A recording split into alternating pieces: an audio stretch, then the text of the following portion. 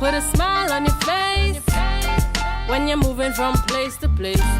Good morning, good morning, morning, good morning, morning.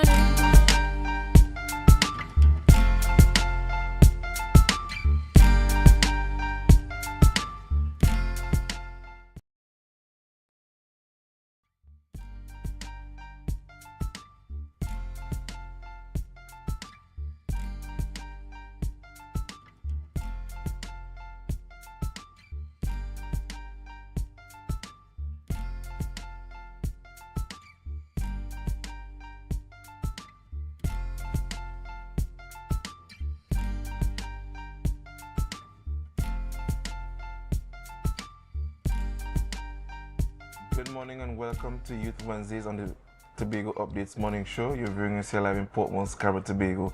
This morning is quite an auspicious morning because yet again I am sitting smack center in the middle of two beautiful ladies, one on my left and one on my right.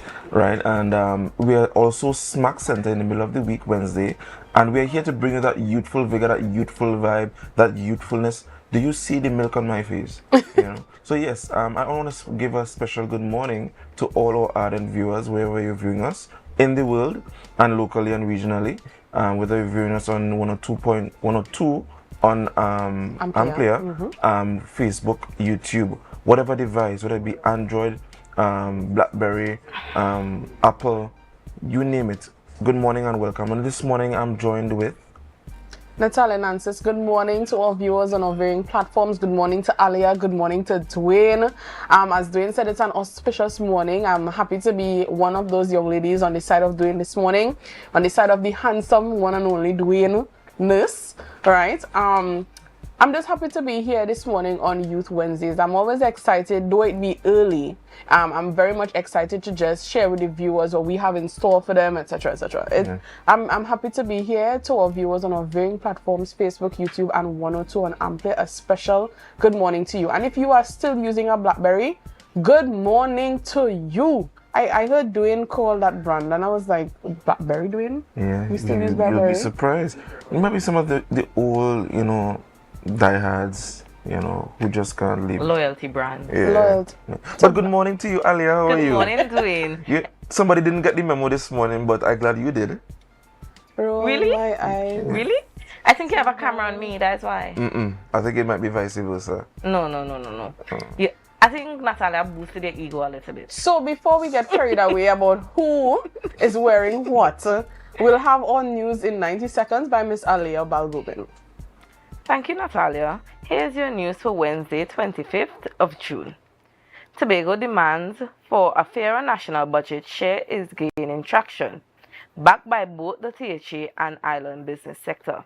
Finance Minister Devendra Tanku says the THA $3.71 billion request, representing 5.9% of projected $63.5 billion national budget, will be considered for fiscal 2026. THA Finance Secretary Petal Ann Roberts maintains Tobago won't accept less, calling it a matter of per capita equality. The business community praised the budget support for SMEs, tourism, agriculture, and digital development. Chamber Head Curtis Williams stressed the need for timely, sustainable implementation and reaffirmed support for Tobago receiving its rightful share. After years of on and off talks, the prospect of a Sandals resort in Tobago hangs in the balance once again. Despite renewed interest and unanimous support from the government and stakeholders in April, Chief Secretary Farley Augustine says there is still no word from Sandals Resort. CEO Adam Stewart says and signaled with possible re-engagement, offering to fund the project independently, unlike the original government-funded plan. The resort is seen as a potential game-changer for tourism, jobs, and foreign investment. In the meantime, the THA is pushing ahead with the plans for Marriott Hotel at Back Bay, Tobago. And finally, as preparation begins for the upcoming THA election, the PNM, People's National Movement, Tobago Council, will begin its candidate screening process today. 33 nominees have submitted applications to contest across 11 electoral districts. The screening session is scheduled to begin at 4 p.m. at Jundal Community Center. And that was your news in 90 seconds. Thank you, Alia, for our news in 90 seconds. A lot of information there, I think. And I think that's the main topic these days, you know, the budget that we recently had. Of course, we have a lot of that to discuss today in our show. But before we go to our rundown, I don't want to press the gun too hard. Let's go to everyone's favorite segment of the morning, and that is the birthday segment. So who do we have up first for birthdays? This morning we have Mr. Rod Dick.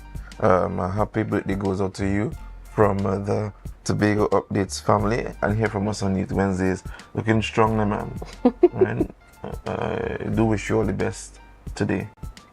I think that is all for birthdays this morning, Alia. For those of you who did not make it, Miss Natalia, we just want to tell them happy birthday to you and enjoy your day. Feel free to drop by 3 slices of cake for us here on Youth Wednesdays. You could put our names on it, right? We do look forward to that. Please remember to put the names. Dwayne will look for the biggest piece and not really. I don't mind giving you guys the biggest piece. Thank you, Ali. I don't mind giving you the biggest piece. I love the support I'm getting here.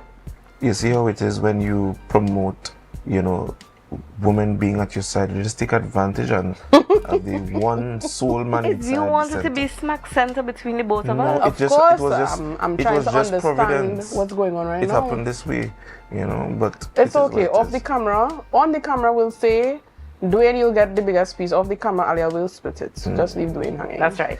I am watching my sugar intake. All right. So before we continue, of course, we have to give you all the rundown for this morning. So I'll let Dwayne lead out in our rundown. Dwayne, what do we have up first? Who can we expect to see today? Right. So this morning we will be conducting our first interview discussing the budget. This morning we will be discussing with the sister of Miss Balgovin, right? And we have Ajay Alling as well coming on to talk with us about that budget that was read on Monday. And who do we have next? Up next, we will have, drum roll please. Because we have a packed rundown for them this morning. We do, but you know, a lot of money talks will be happening this morning, and Dwayne will be taking you through an interview we will be taking you through that interview with Leroy George. He's the Public Relations Officer for Trinidad and Tobago Writers Guild, keeping literary trading alive, KLTA. So we'll learn a little bit about that from Leroy George this morning. Looking forward to all of the interviews, right, Dwayne? We are very much excited to bring you these interviews this morning. Yes, we are. All right. So, Alia, Dwayne, before we go, we need to remind the viewers to share the live, share the live, share the live. We'll be right back.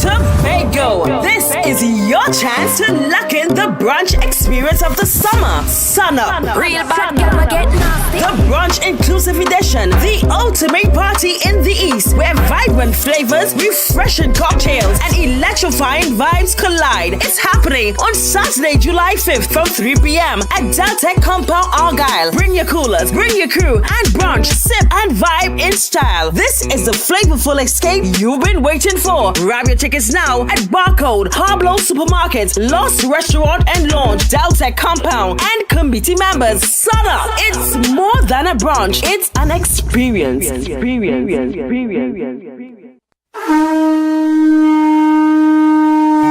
Hello, New York. Are you ready to celebrate the essence of Crusoe land and the culture of Tobago? Well, get ready for Tobago Day in New York City, hosted by the Tobago Empowerment and Alliance Mission, Sunday, August 17, 2025, Nazareth High School Courtyard, 475 East 57th Street, Brooklyn, New York, 12 noon to 8 p.m. We bring the Tobago vibes to the Big Apple. Live music, Tobago food, cultural performances and family fun. So bring Tanty, Granny, the uncle, invite the whole neighborhood. Just bring everybody and bring your significant other too. Come celebrate Tobago Day in New York City, Sunday, August 17th, Nazareth High School Courtyard. But I forget to tell all you, it's we 10th anniversary celebration. For more information, call 929-327-7857 or check Team's Facebook and Instagram pages, Team Tobago Day. Dance Ensemble Tobago presents our signature event, Tobago Dance Sport Championship and Dancing with the Caribbean Stars. Lights, cameras, dance on 12th edition on Saturday the 12th of July, 5 p.m. The Shore Park Cultural Complex Auditorium. See our dancers, all ages, compete in waltz, jive, rumba, salsa, mambo, and much more. Our Dancing with the Caribbean Stars. Who will take home the Mirror Ball Trophy? Mrs. Takiana Ned Augustine, the wife of the Chief Secretary of the Tobago House of Assembly. Miss Lynette Louis, vocalist entertainer. Mrs. Cassandra Thompson Forbes, journalist and Tobago correspondent. Mr. Javon Carrington, founder and head trainer of Dosfit Studios. And Mr. Julian Skeet, administrator and former TV host. After show, dance party with DJ Santa out of Trinidad. Early bird tickets, adults $200, children $75, and general tickets, adults $250 and children $100. Get your early bird tickets now from Dance Ensemble members, D&D Jewelers at Tobago United Cooperative, Milford the 24 gas station in Canaan, and the Shore Park Cultural Complex box office. For more information, you call 772-9049 and 340-5758. You can't miss this one. Are you in a dispute with a registered investment service provider of the TTSEC? Or maybe you're the victim of an investment scam? You can lodge a complaint or submit an anonymous tip to the Trinidad and Tobago Securities and Exchange Commission. Download our Investor Protection app or go to ttsec.org.tt to access our complaint form or submit an anonymous tip. Write a clear summary of your complaint. Submit copies of supporting documents along with the originals for verification. Provide a copy of the feedback received from the entity regarding your complaint. All investor complaints or scam reports submitted by the public are acknowledged and reviewed by the TTSEC. Investigations are pursued based on the outcome of the review. Trinidad and Tobago Securities and Exchange Commission, protecting the interests of investors and the public. You invest, we protect. Everyone benefits. Hair goals, we've got 'em. At S&R Hair Fantasy, we provide a wide variety of quality hair, the latest hair accessories, adult toys, skin lightening products, female underwear, and much more under one roof. Check us out on Shelbourne Street in Plymouth or call us at 317-0808. We're open Monday through Saturday, 10 a.m. to 6 p.m. S&R Hair Fantasy for queens who know exactly what they want.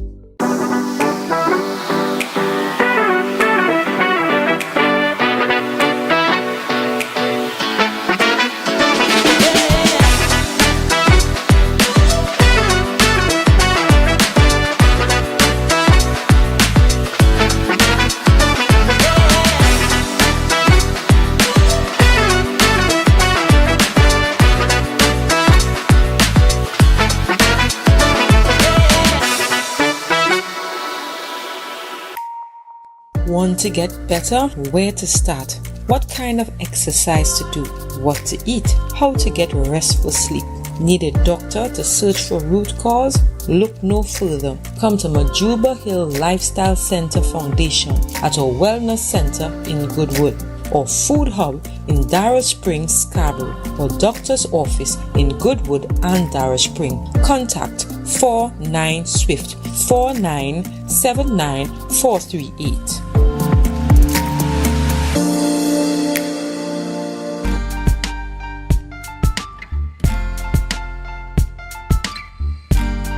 Put a smile on your you're moving from place to place. Good morning, good morning, morning, good morning, morning.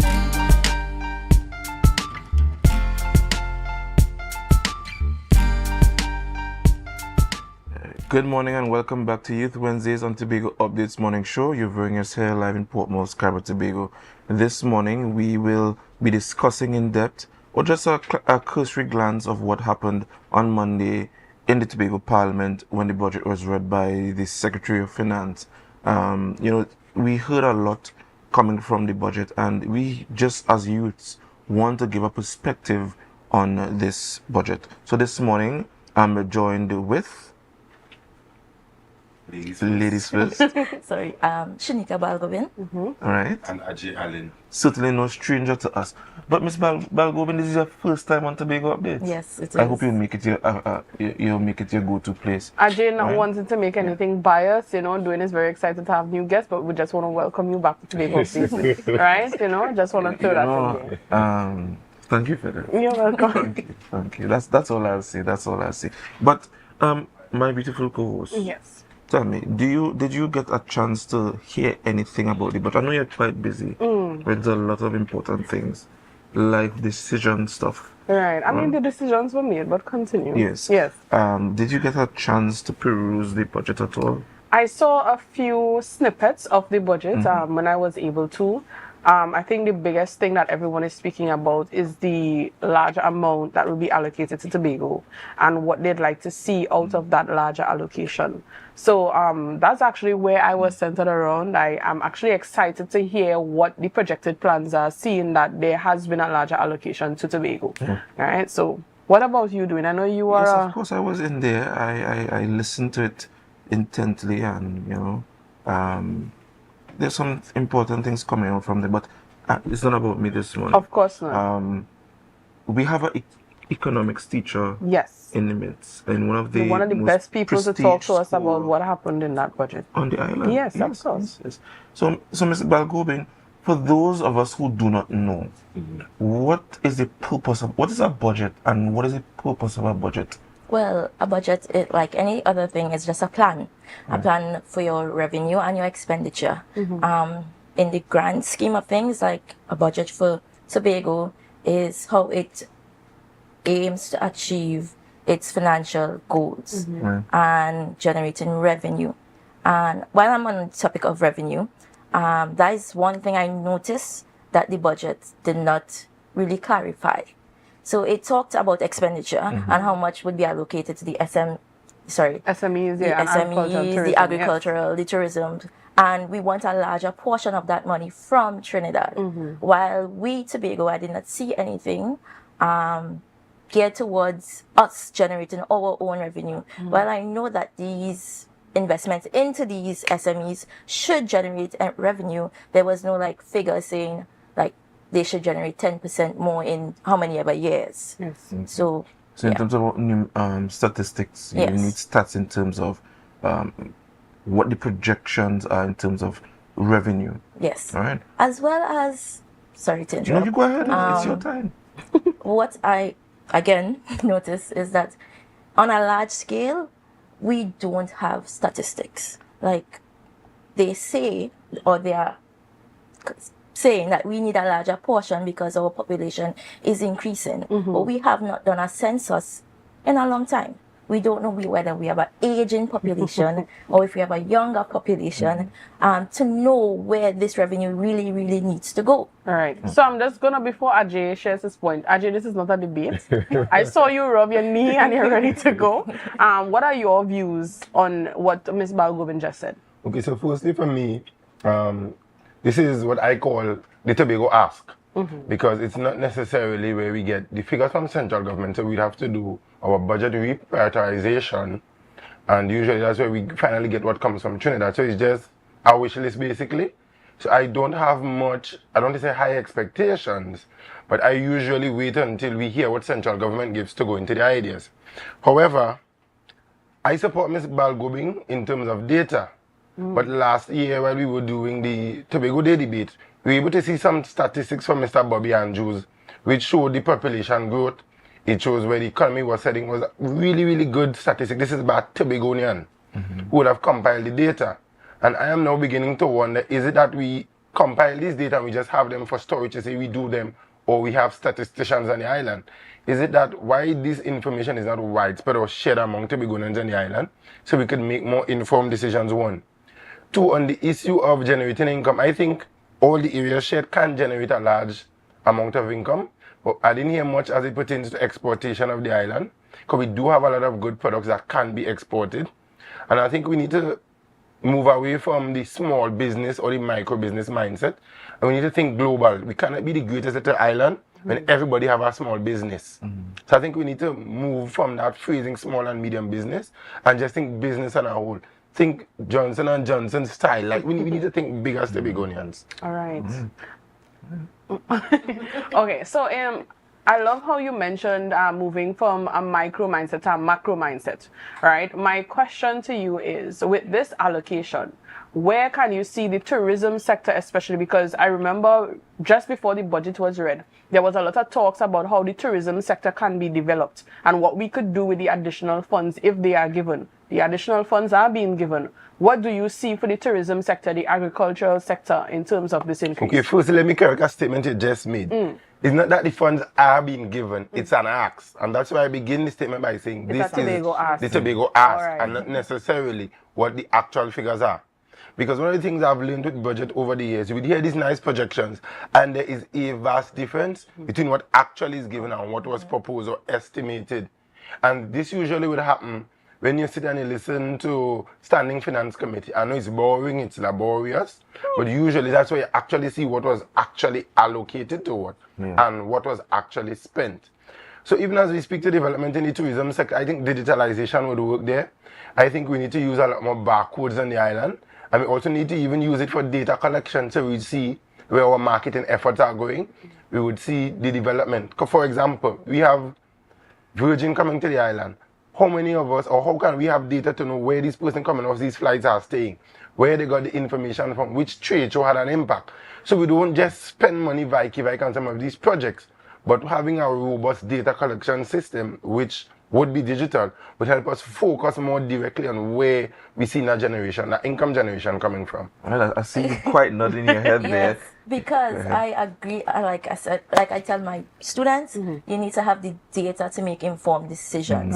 We don't know what is the foot traffic coming in from the air versus the sea. We don't know which activity, whether it's Tobago Carnival or Tobago Heritage Festival or the Jazz Festival, which one is generating the most income, which is generating the most foot traffic, where these persons are staying. Is it that they just come in and stay by family? Are the hotel industry is making money? We don't have that information. And to also go into the agricultural sector, I can agree with my person here. We don't have the data to see which crop, for example, would be the most profitable. And again, we need to move away from the local mindset and start exporting.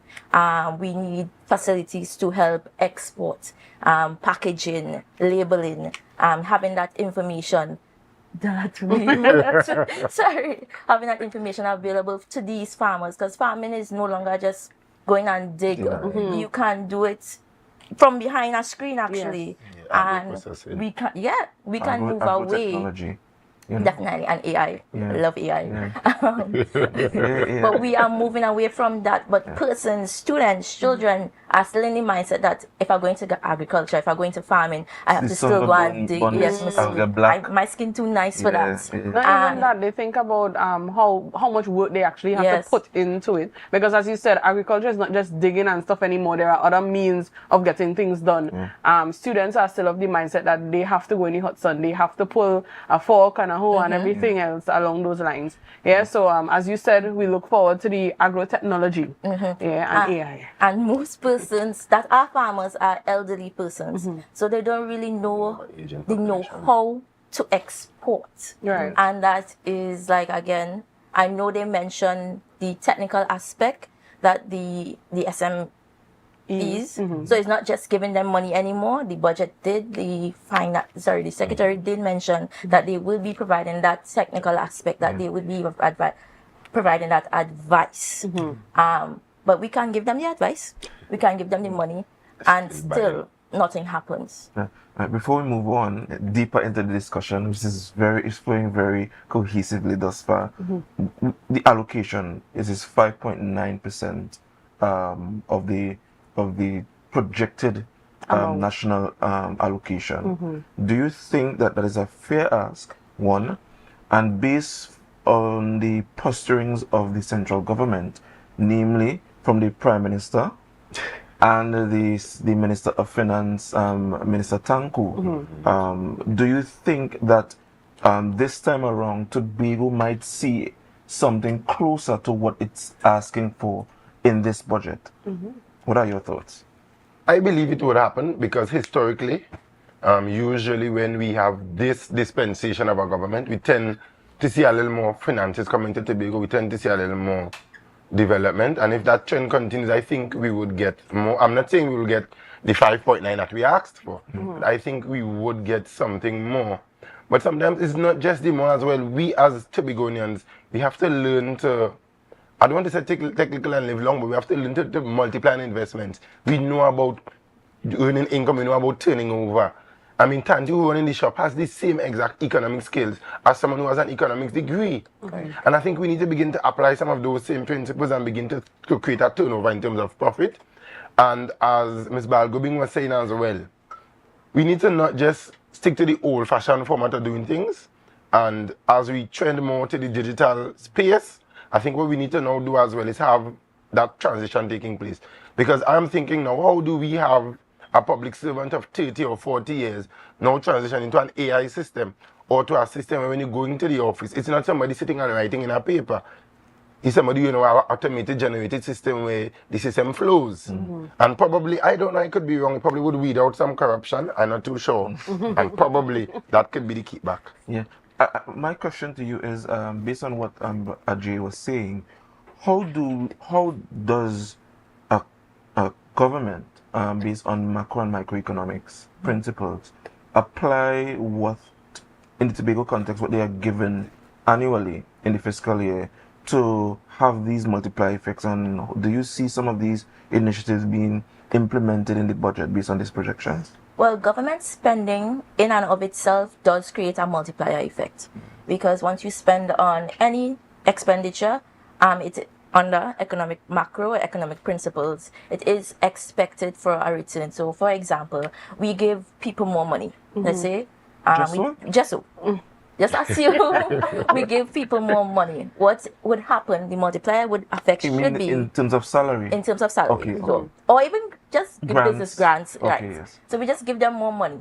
This multiplier effect says that once you receive that money, it is expected that you reinvest it into the economy, which is buying goods and services, because then the businesses would have more money and they would be able to invest it back into their business. Supposed to, again, based on principle. That is not always what happens. What we do, or what we tend to do, and it's very prevalent in our food import bill, that we import a lot of stuff. So the money is not circulating back into the economy, it's going out, which is a leakage out of the economy, actually. So tax, this government, upon coming into office, the new government, central government, seems to have been very lenient, but as it pertains to tax.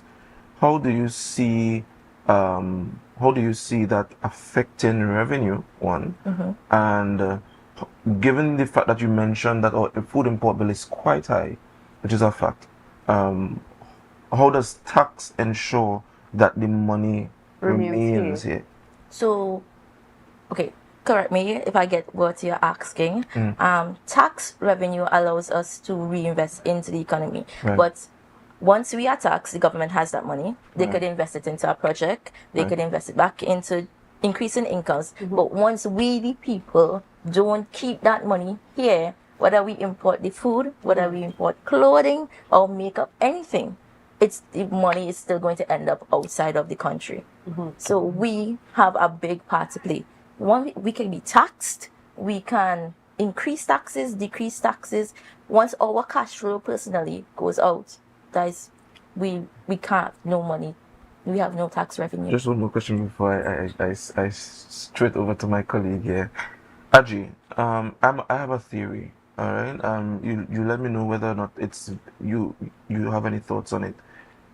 The economy in Trinidad, right, is versus the economy in Tobago is quite different in that our revenue is one based on budgetary allocation, right? Therefore, the economy in Trinidad has a lot more opportunities to generate revenue. How do you see that changing for Tobago?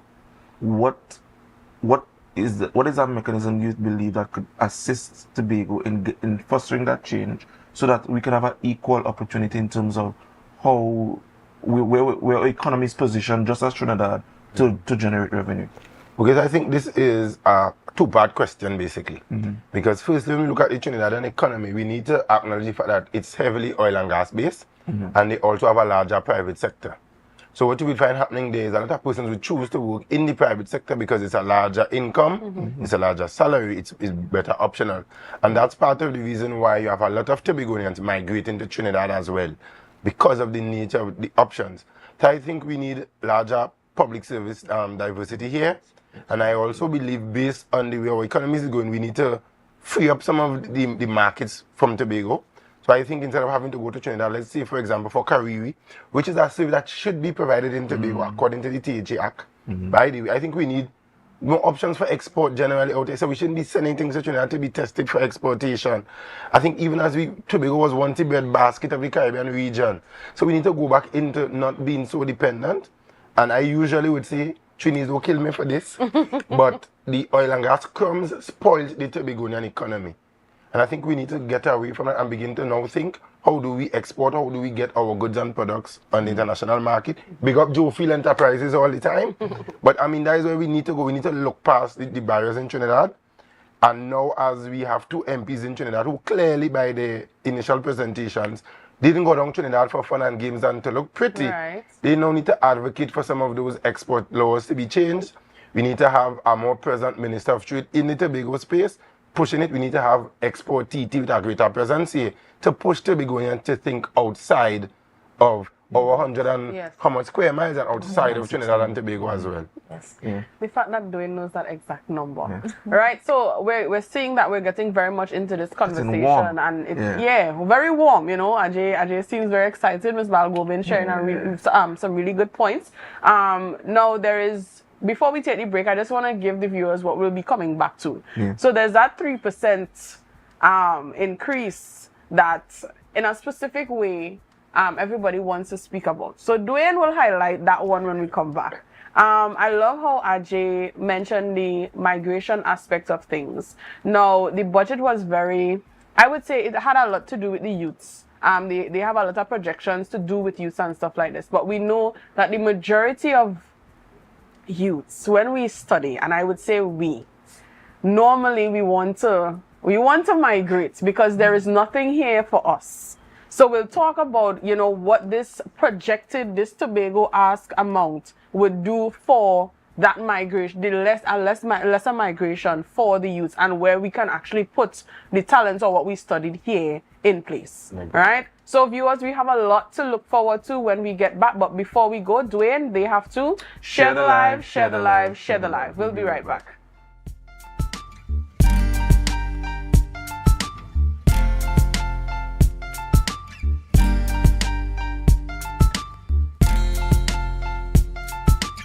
When the game is on, you don't want to miss the best moments. With AMPLIA TV, you can enjoy our ultimate sports package and watch your favorite games on the go. Stay connected and informed with sports news, scores, and stats with AMPLIA's fastest internet speeds. Up to 1 GB fiber internet, you can stream riveting football action, cricket, NBA games, and much more. With AMPLIA, it's game on. Visit amplia.co.tt or call 800-4663. AMPLIA. Do more, live more. Quartz is well known as the Caribbean's largest retailer, providing consumers for generations with the very best products to enhance their homes. This year, we bring our expertise to businesses. Quartz Business Solutions will serve small, medium, and large companies with the very best products at the most competitive prices, backed by warranties and after-sales support. Hoteliers, office managers, restaurants, and so many more. Quartz Business Solutions, a brand of the Unicomer Group. Do you think you know Premier League or Champions League football? What about international cricket or the IPL and CPL? How about NBA basketball? Well, now you can put your skills to work to earn some extra cash by betting on the games with TT Bet Arena. Simply go to our website, choose a sport you want to bet on, find the games and place your bets. And with your computer or mobile device, you can bet from anywhere. Just go to ttbetarena.com, sign up for a free account, make a deposit, and start betting. It's that simple.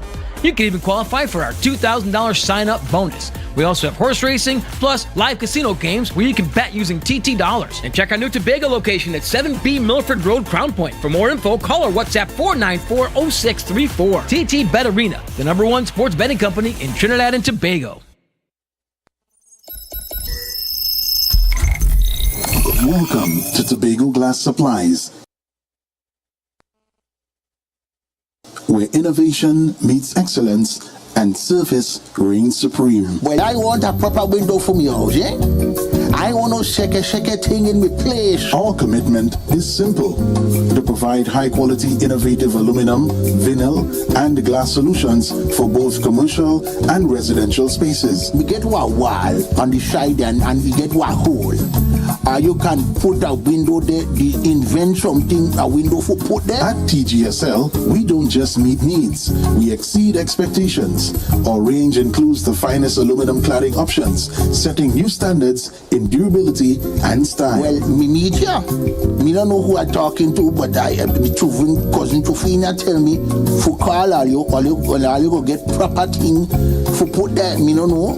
Driven by our passion to elevate, we aim to be the leading supplier in the Caribbean market while retaining our identity as a family-owned business. Driven? No, I ain't driving. I get a bus ticket.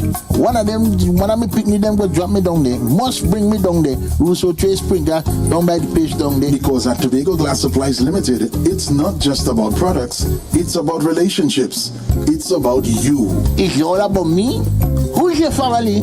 You know Edna and Dorka and them, you know them, but you resemble them Edward boy and Edward people them you. Tobago Glass Supplies, Russo Trace Spring Garden, telephone number 639-6266. Innovation, quality, service. That's Tobago Glass Supplies Limited.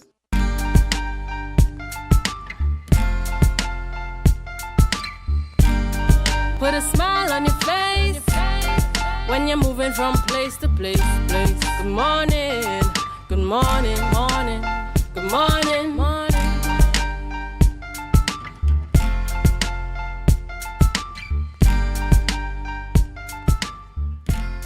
Good morning and welcome back to Youth Wednesdays on the Tobago Updates morning show. We have Hot Money Talks this morning. I'm sure I'm naming that this morning. Hot Money Talks, man. Right, so this morning we are continuing the discussion with Ms. Balgobin and Mr. Allen. Thank you so much for joining us again. We were left on a break discussing, just remind me please. I'm so excited. You want a cliffhanger, I could tell it down. Yeah.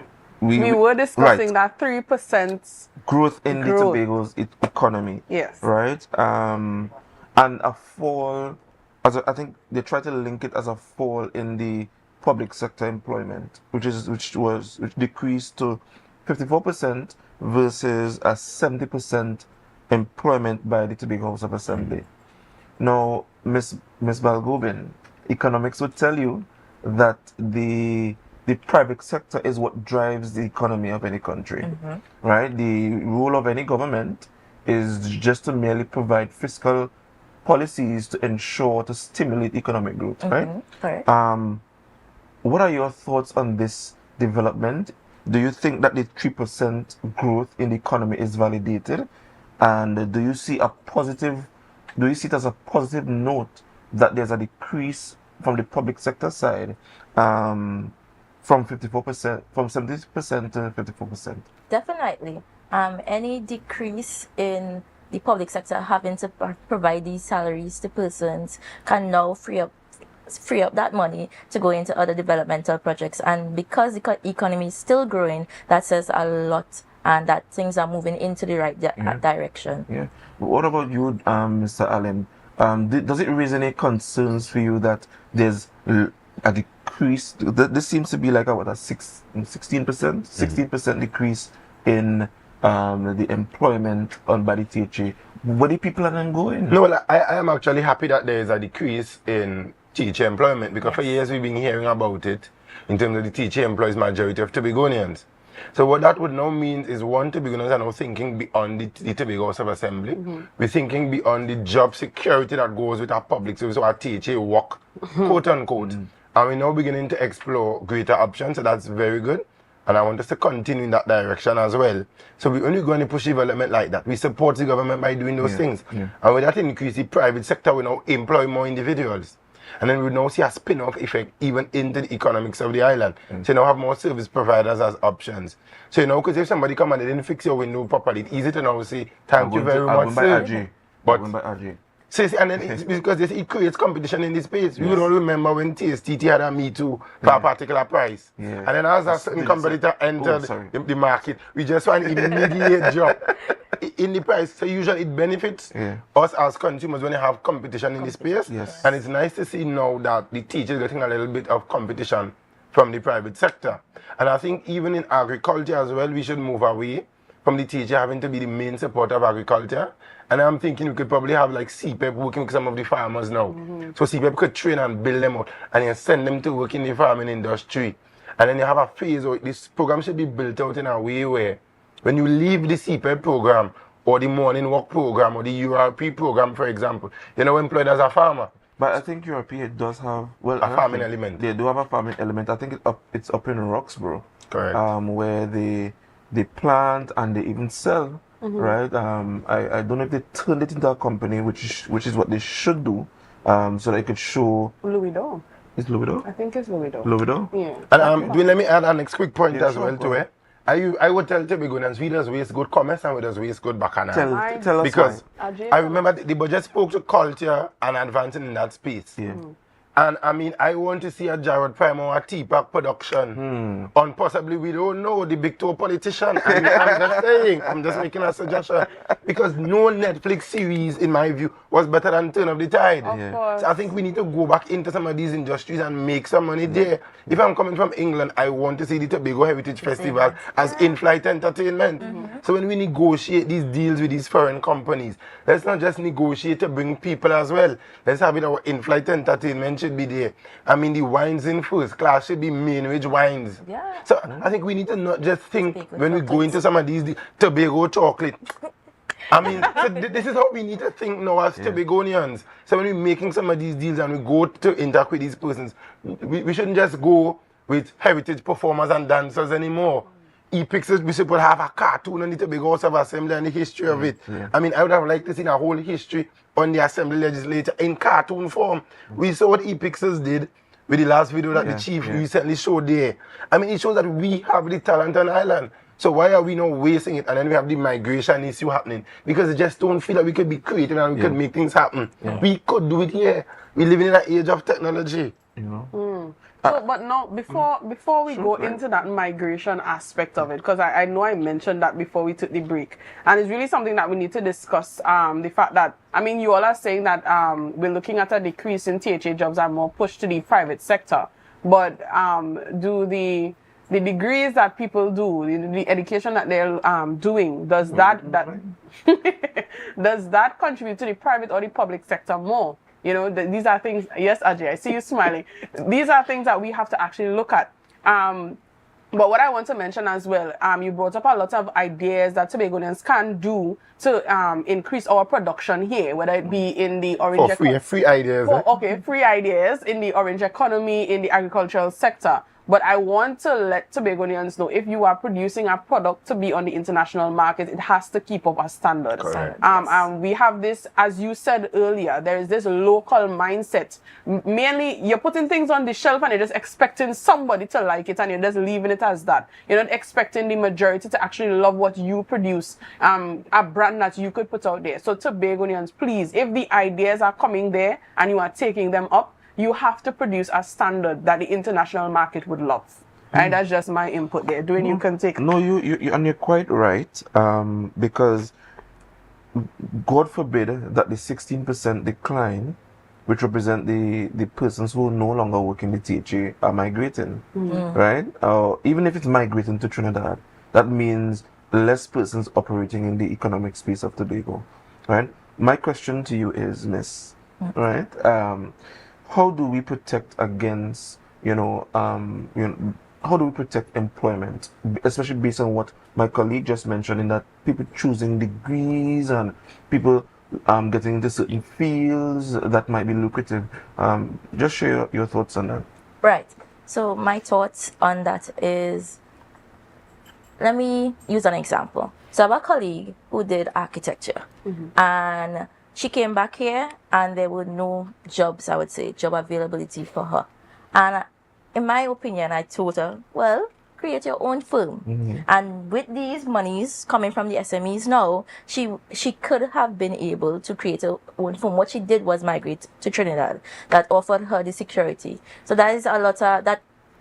And youths now these days are thinking in the mindset of being secure. So that is why they tend to gravitate towards the private sector, even if it's working for someone, or the THA. So where they don't find jobs for the THA or the private sector, what they would do is move out instead of being able to create that own business for themselves, because again, it comes with security. Because you could start your business now, it be profitable, but with lack of management, lack of training, a lack of marketing, as I said, because it has to be of a certain standard. The businesses and the uncertainty of the environmental factors like COVID, that comes, and that also goes into the agricultural aspect, because pests and diseases, we have really no control. While we can mitigate it, we have no control as to how to navigate that. And that could be like, let me say, a whole row of lettuce just gone. That was like a month income, probably, depending on the size. But just to say that the security that young persons, even some adults, need, that is what would cause them to migrate to Trinidad or beyond that.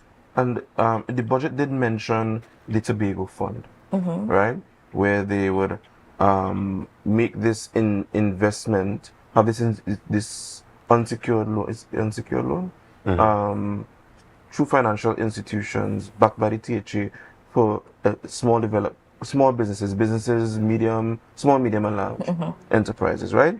The fatigue of coming back from university studying architecture, right? Security, going into business is real. Hence the reason why our young people might want to gravitate to a THA work, right? Because it's secure. Yeah. If I start this business now, I'm not generating no income now. Correct. I can't pay myself for months, right? I do have the capital. Correct. How do you see this development in the budget, assisting people like your friend, who might have studied, and the THA might, or the government, central government might not be taking on contract workers anymore, or short-term workers anymore? How do you see this as a investment in protecting our youth, especially as it pertains to unemployment? Well, I want to say that I don't know the specifics of the loan. Like, if it's like a loan guarantee program, right? Where, like, I assume it would work as a loan. Right. So, like you rightfully said, as I guarantee this money, I will not make money right away. So that would still be maybe years or a couple months, depending on how profitable the business is, of me paying back this loan. And as a university student coming out of university with no money, my mindset is not really to get into a loan right away. And especially as starting a business, and to go and pay a loan every month, I may be still living with my parents. It still has, again, the financial risk to it. So it really depends on your risk. Your risk profile. Your risk profile, yeah. So if you're high risk and you think you could do it, and you think you can make it, you think you could, pay this loan, then it's great. But the offer of this guarantee program is can be beneficial if persons have that risk appetite. Right. how do we mitigate that risk? The rule of public law says you have to look at the intention of Parliament. And the intention of this Parliament, through this budget, is to invest in youth so that, we could have more money to give to you by reducing the dependence on the tea right? What advice would you give to the sitting administration as it pertains to this initiative, the both of you, right? To make this investment in our youth to secure jobs and a better private sector? Okay, so I'll take this one, right? So then firstly, you made a statement earlier that I want to correct. You see this ideology that you must have a degree kind of mindset, that's also contributing to one of the problems that we have now. Because a good friend of mine went to a particular prominent university. And one of the things he would always say, this university is a business first before an educational institution. So the purpose of that system is also to make money. Right? And then what you find happening now is you would turn out large number of university graduates every year and there isn't workspace for them. So for example, let's say I have a student, my mother took a loan for me to study. When I do leave, how am I to repay that loan? And then you are now advising to get back into another loan. So it doesn't make fiscal or financial sense. And we have a generation now where we reason things out. We take calculated risk. Yeah. We don't just take risk anymore. Yep. So I think that's one of the areas that we need to look into. As I think even as we push skills development, we need to have more skills-based universities on island. And when I say skills, I'm not just talking carpentry and masonry. I mean, we need to look into computer programming. We need to look into software development. We need to look into video production. I mean, we have a lot of large businesses that we could look into that are skills-based. Public speaking is also something that we could look into very greatly, motivational speaking. So we need to not just see businesses from that direction. And I think even as we have the loan guarantee, why not we do it into film? Because Tobago has seen a number of programs happening before. We shot the Tobago 1976. We saw the Calypso Rose movie being produced. So I think even as we think loan and skill, let's not just see it as being financial businesses, architectural businesses, but let's think creative, let's think agricultural development, agro-processing. Let's think the using cove and building our cove a lot better. Yeah. When I saw that new road being constructed, I mean, I smiled when I saw that we almost have it complete. Because for me, that's the rivulet to the point, this industrial estate. It's a link to direct export. I think even as we build out some of these loan programs and guarantees, let's begin to look at those as options as well. Yeah, thank you. So I'm going to give you guys an opportunity to give us 1 minute, right? That's 60 seconds or less, right? For your closing remarks, right? Before we close, unfortunately, this brings us to the end. Yes. Okay, so first let me say thanks for the opportunity as usual. I do have a bias towards female secretaries and minister of finance. I must publicly say that as well. I just think that we need to clarify that point. They are a little bit. I think that they are just a little bit more efficient in doing more with little. That's just my personal view. I apologize, fellas out there, but congratulations to Miss Roberts for making her first presentation, and let's see how it goes. Yeah. Let's see if she softened up the heart of Mr. Tanku. Yes. Yes, again, thank you for having me. And I do share the same sentiments as Mr. Allen here, sorry. She did do a good job in terms of highlighting tourism, improving the, increasing the allocation to agriculture, also health as well. And she, again, while the percent did go up, the amount in dollar value did go down, and she is doing a lot with plenty. So yeah, she is doing a good job. All right. We want to thank Ms. Balgobin, Mr. Allen. Always a pleasure having you, Ms. Balgobin. Thank you for making your first appearance. We hope to see you in the future. Thank you for being with us here on Youth Wednesdays on Tobago Updates. We have a lot coming out of this budget, a lot of opinions and stuff like that, and we are happy that you all were able to share yours in a very calm environment, actually. All right. So before we go, Dwayne, do you want to tell them who is coming up next or what is coming up next? I think alright, so we will be taking a break for now. I think we gave them a lot this morning. Yes. But I want to encourage our young Tobagonians and even the older ones to, see what part of the budget suits you best. I'm certain there's something in there for you. Getting into the island of Tobago's development is quite pivotal for you now and your generation to come. So I'm very, very, very much big on that. right? So again, I want to thank my guests for coming this morning, and thank you for partnering with me this morning, Miss. Of course. I think we want to take Always a break. pleasure. But before we take a break, we all want to tell them to do one thing, which is to share the live, share the live, share the live.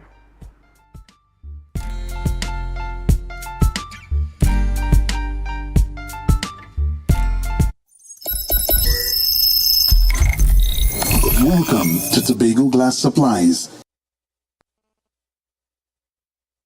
where innovation meets excellence and service reigns supreme. Hello, New York. Are you ready to celebrate the essence of Crusoe land and the culture of Tobago? Well, get ready for Tobago Day in New York City, hosted by the Tobago Empowerment and Alliance Mission, Sunday, August 17th, 2025, Nazareth High School Courtyard, 475 East 57th Street, Brooklyn, New York, 12 noon to 8 p.m. We bring the Tobago vibes to the Big Apple. Live music, Tobago food, cultural performances, and family fun. So bring Tanty, Granny, the uncle, invite the whole neighborhood. Just bring everybody and bring your significant other too. Come celebrate Tobago Day in New York City, Sunday, August 17th, Nazareth High School Courtyard. But hey, I forget to tell all you, it's we 10th anniversary celebration. For more information, call 929-327-7857 or check Team's Facebook and Instagram pages, Team Tobago Day.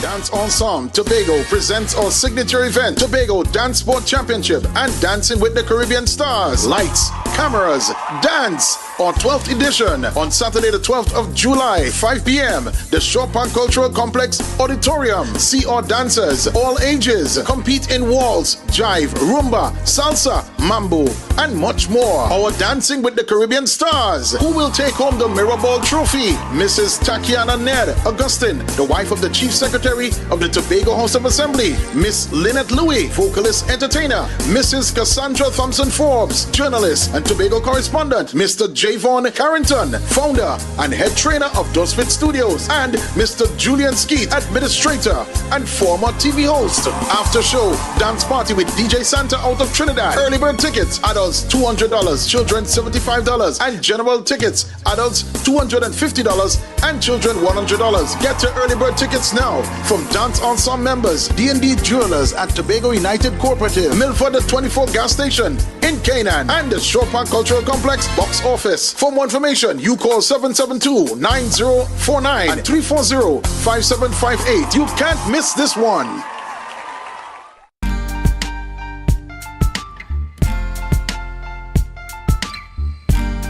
Put a smile on your face when you're moving from place to place. Good morning, good morning, morning, good morning, morning.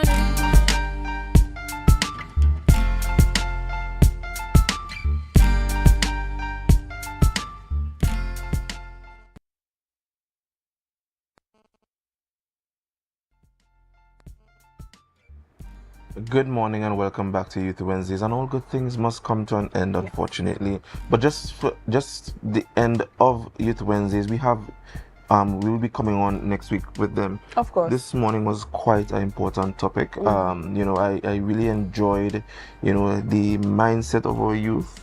My counterparts, I'm young still. What are your hopes in light of this budget? So I know that we had a very in-depth conversation on air. For those of you who were watching, Ajay and Miss Balgobin, they brought out a lot of ideas that can come across from youths, from our economy and a whole, moving from this kind of local mindset into something that, benefits Tobago internationally. So I would like to see some of those ideas actually come to light. I was sharing off camera, of course, something with Dwayne, and that is I would like to see that the government actually prioritizes using that money for those projects to come through. I know in the past they would have promised certain things and it had to break down because of whatever expenses were put on them from previous governments before them and stuff like that. So I would just like to see them actually have this budgeted plan so that those expenses can be taken care of, because we don't want to end up in somewhere in a negative space for Tobago, but we also want to have that good projection, that positive projection going forward. And we could only do that with, using and budgeting the money well. So that is actually what I'd like to see. So I heard in the budget that would kind of speak to that she used a matrix called selective. Oh gosh, I forget the term, but it's give us the idea. Yeah, but the idea around this is that they are fixating on strategic areas of focus that would give us greater yield in a short time. Yes. And investing monies in areas that would give them down to a better economy for Tobago. Okay. Right. So I wait to see how that will roll out in the coming months, and I also anticipate that Trinidad would be a bit more amenable to the ask that was made in the Tobago Parliament on Monday. And go ahead. And I know that you're talking specifically to the budget, but to the ideas that can come across from the youths. When I was choosing my degree, I know Ajay said sometimes you just need to not look at that. But when I was choosing my degree, I looked at what the economy or what the space needed before choosing. Youths have this thing that their hopes and dreams must be fulfilled using government funds. No, we're not doing that. The economy needs certain things done. We have to be honest about that. We lack a lot of things on the island. What can you do to help the economy? What can it profit you in the long run? What benefit does it bring to Tobago? That's just what I want to tell you. Just look at the economy and see what we need instead of trying to just bring this random idea out and expecting everybody to support you. So I agree with you. And what I want to say is just ask yourself, can my degree make money? That's all. That's all. All right. So the producer is giving us the wind up. He has a belt there. I don't know who you want to hit with that.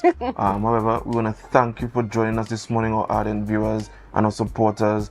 Just remember to share the live, share the live, share the live. Stay tuned for GMT up next with Miss Chanel Felix.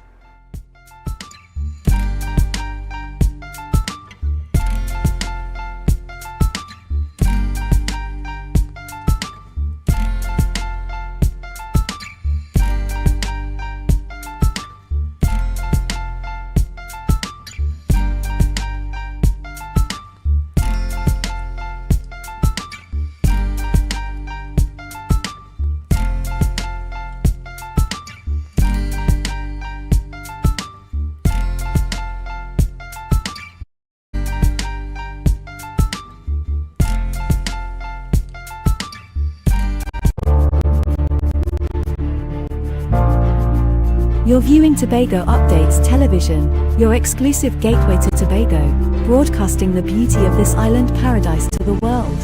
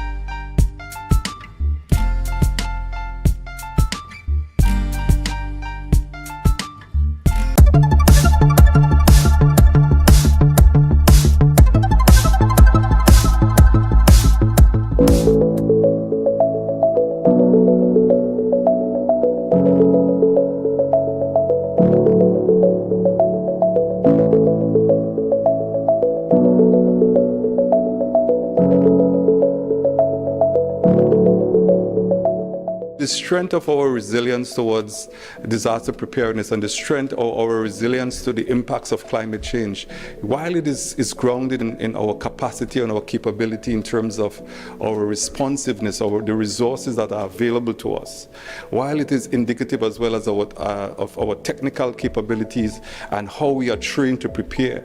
But I want to tell you this morning that our resilience is also grounded in the fact and also largely dependent on how much we can collaborate with each other. But when we look at our landscape, on our inner cities and also our rural communities, they are highly vulnerable to hydrometeorological events.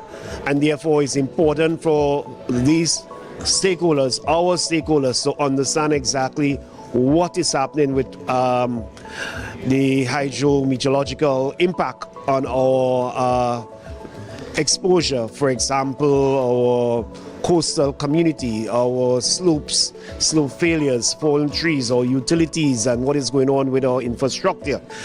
We have seen where funding has become a major issue in terms of rehabilitation and recovery.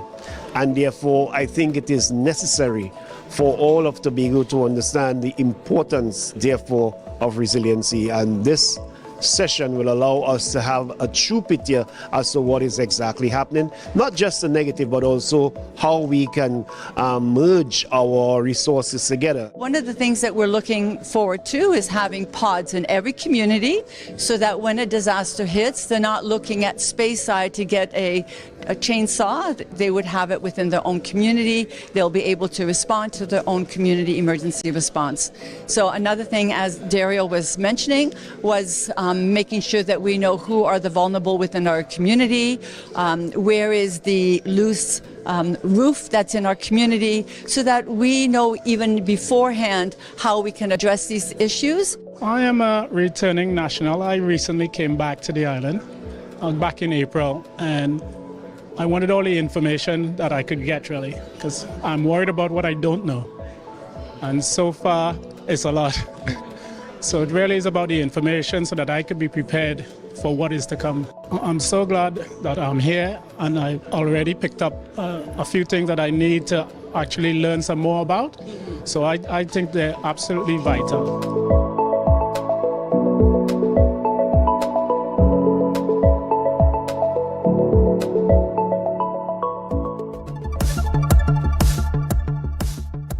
That was a production of the Department of Information, Office of the Chief Secretary, Tobago House of Assembly.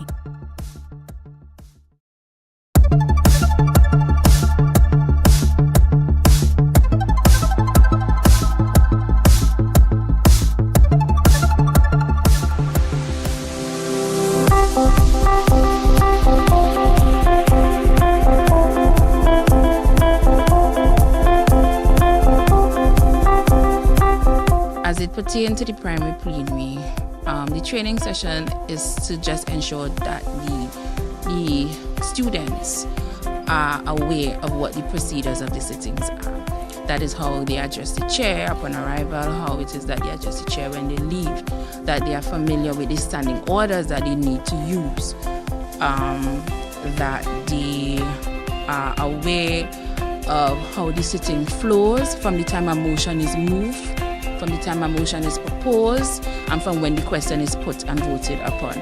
But we just want to ensure and to make sure that they feel that the space is safe, that they could have a conversation about a very important topic that is there to Tobagonians, internal self-government for Tobago.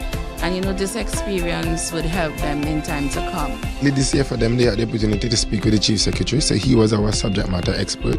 So they was able to ask him questions and autonomy, what they think his personal views are on some of those matters. And it was really enlightening for them. So they got to see what OCS looks like, the new Ocho Charles facility there, and so on. So we just edging them or easing them into the procedure. Right now, my nerves have been calmed. I thought it would have been more nerve-wracking than this, and I'm relieved that it is like that. It has been very, I would say, new.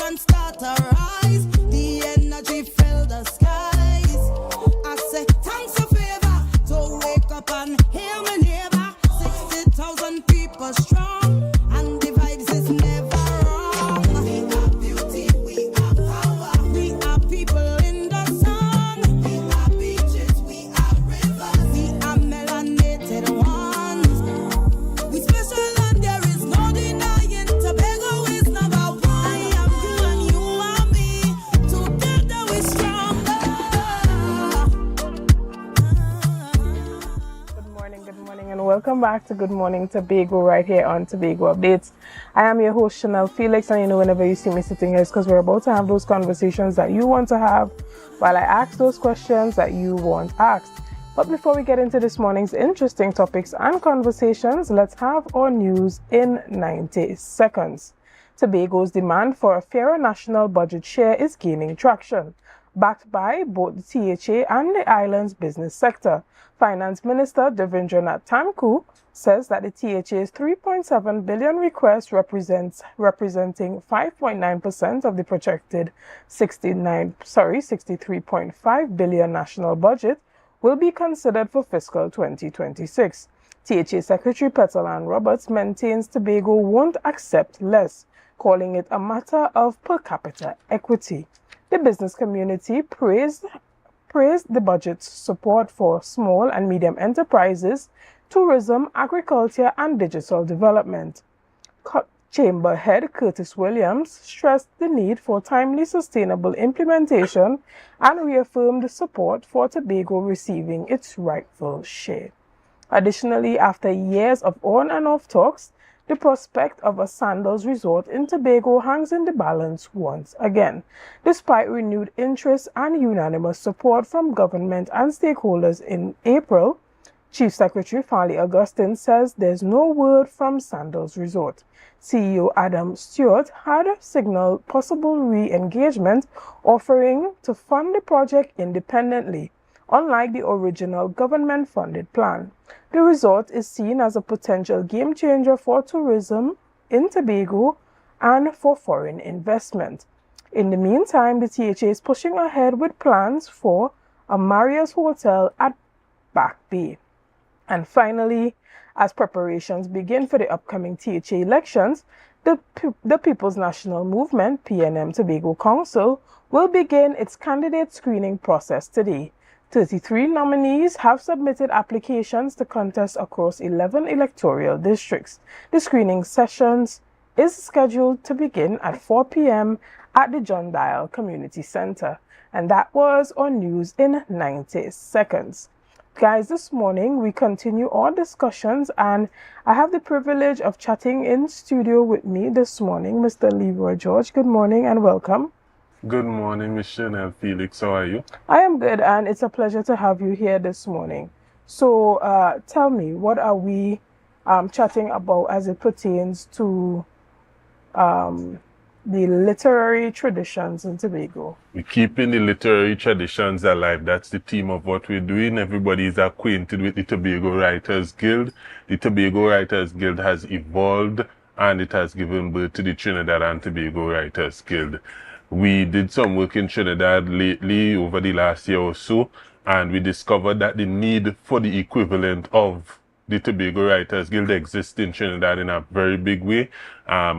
Could talk about that lengthily, but however, I want to get to exactly this point. The Trinidad and Tobago Writers Guild will be working with the Tobago Festivals Commission, and we will be a part of the calendar. I think the calendar came out already. You'd see quite a few events from the Tobago Writers Guild, a series of workshops, and these workshops are really star-studied. When I say star-studied, if you are intending to be a writer of any sort in Tobago or Trinidad, you want to be attending these workshops. They're going to be at the Scarborough Library in almost all the cases except one case, which part as one of the 2 script writing workshops is going to be taking place at the Shore Park Multicultural Complex, and that is the one that would be headed by Mr. Gerard Primer. But besides that, we also have Mr. Horace Wilson. Everybody knows Horace Wilson if you're really into acting, etc., because he would have been one of the producers or the main guy in the making of Turn of the Tide,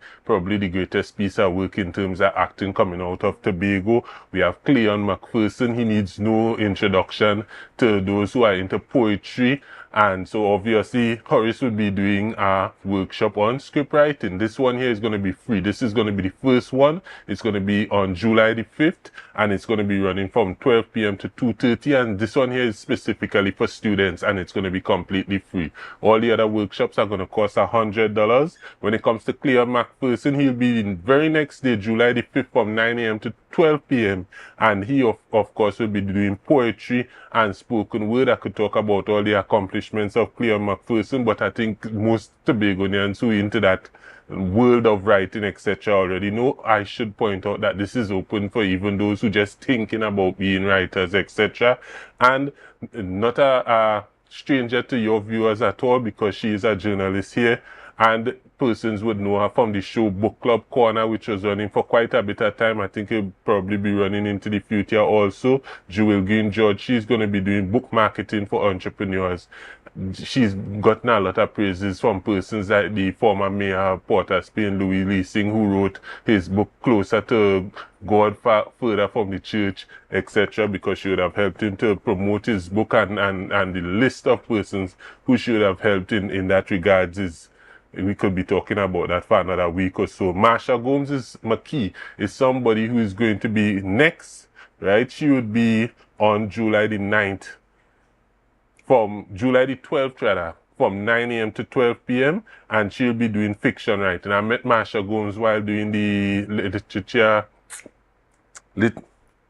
lecture series. We did a lecture series in Trinidad on the logos, and she's doing a lot of exciting work with a lot of fictional characters, etc. She's a full-time writer, so that is an important thing. If you know you want to be a writer, if you have ambitions of being a writer like full-time, these are the people who know how to get you to that point. Excellent. And so you definitely want to be a part of that. Also, we have Rhonda Garcia. That is the last person to make mention of, because I think I made mention of Jared Primer.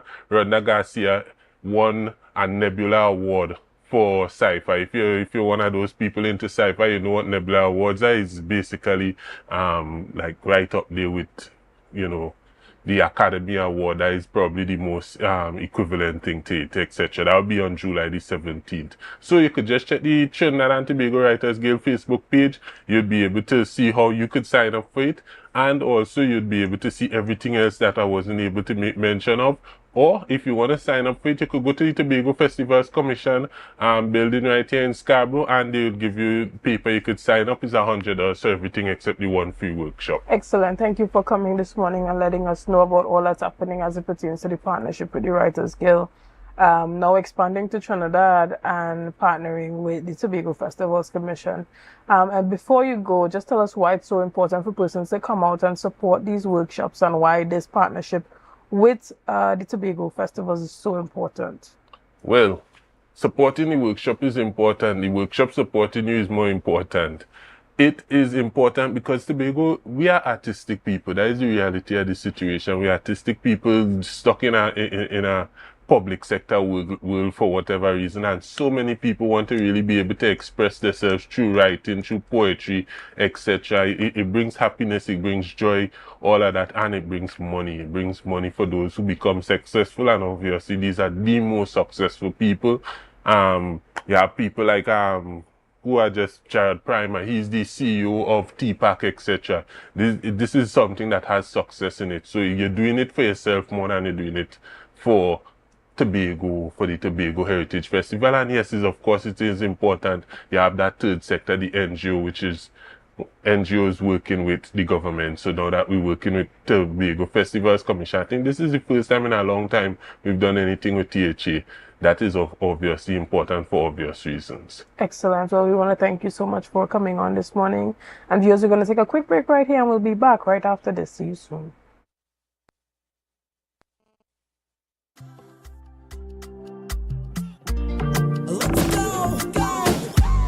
It's a brand new morning, rise up to a brand new Hair goals, we've got them. At S&R Hair Fantasy, we provide a wide variety of quality hair, the latest hair accessories, adult toys, skin lightening products, female underwear, and much more under one roof. Check us out on Shelbourne Street in Plymouth, or call us at 317-0808. We're open Monday through Saturday, 10 a.m. to 6 p.m. S&R Hair Fantasy, for queens who know exactly what they want.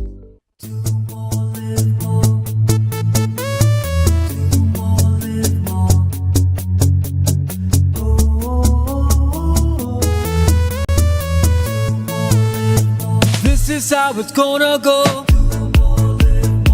They better look up and look, 'cause this is your show, and everybody's gonna know. Say it to to them once again. They better look out below. This is your show, and everybody's gonna know.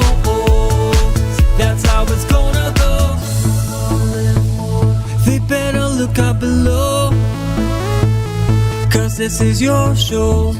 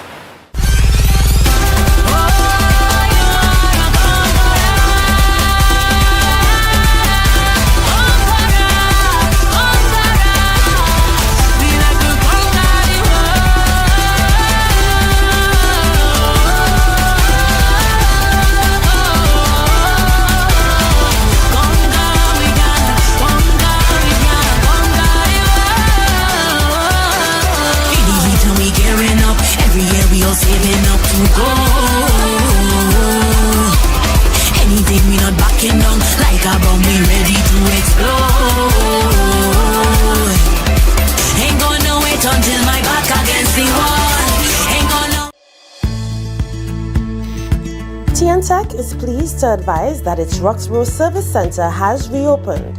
Starting Monday, 10th March, customers can once more visit the Roxborough Administrative Building to pay TNTech bills, request new connections, and more. TNTech, powering the nation into the next generation. Want to get better? Where to start? What kind of exercise to do? What to eat? How to get restful sleep? Need a doctor to search for root cause? Look no further. Come to Majuba Hill Lifestyle Center Foundation at our Wellness Center in Goodwood, or Food Hub in Darrow Springs, Scarborough, or Doctor's Office in Goodwood and Darrow Springs. Contact 49 Swift 4979 438.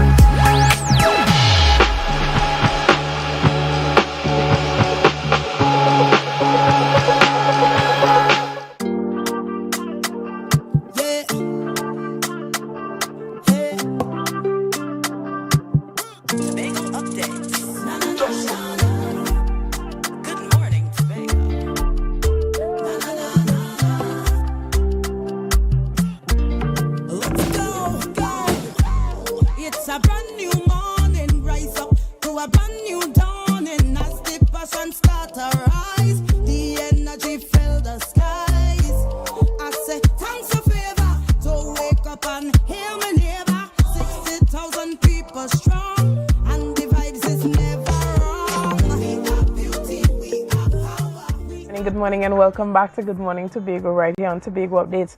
Now this morning we'll be continuing our conversations on the budget presentation made by Secretary Petal Roberts, who is the Secretary for Finance. Now, we want to hear from you this morning, so we are asking you to submit your comments in the comment section, whether it be on Facebook or on YouTube. So we're asking you, do you think that Tobago will get its requested amount in this fiscal? Do you think Tobago will be getting its requested amount for the 2026 fiscal year? And so we want you to let us know if you think that this new administration at the central government would have a positive impact on what Tobago gets from the national budget. A lot of persons are anticipating that Tobago may get more, but not exactly what it has requested. But we've heard from the Secretary for Finance saying that Tobago will not accept anything less. But what does that look like? What does not accepting anything less look like for Tobago, seeing that we are accustomed to requesting a particular amount from the central government and not quite getting what we have asked for and having to settle for whatever we have gotten? So what does not accepting less look like? This morning we're going to be chatting with the chief technical advisor, that is Anselm Richards, who will be joining us very soon, and I guess that he would be able to help us answer these questions. What does not accepting less look like for Tobago? Now, again, we want to hear from you this morning. Tell us, I'm reading the comments this morning. Do you think that Tobago will receive its requested amount for fiscal 2026? Let us know. So we're looking forward to hearing from you. Guys, additionally, this morning, we also want to remind you that yesterday, the Office of the Chief Secretary would have done an announcement for its POSH program, which is the Public Officers State Housing, Social Housing Program.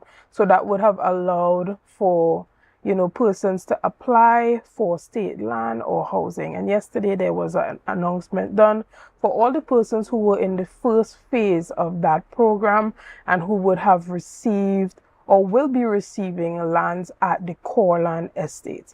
So if you or anyone you know have applied for that program and you are not sure if your name was chosen, you can go on the Office of the Chief Secretary's page on Facebook and you will be able to go back and listen to that live stream, or just look at it right here on Tobago Updates. We have streamed it yesterday and you'll be able to see if you or anyone you know has been called or would be able to access that first tranche.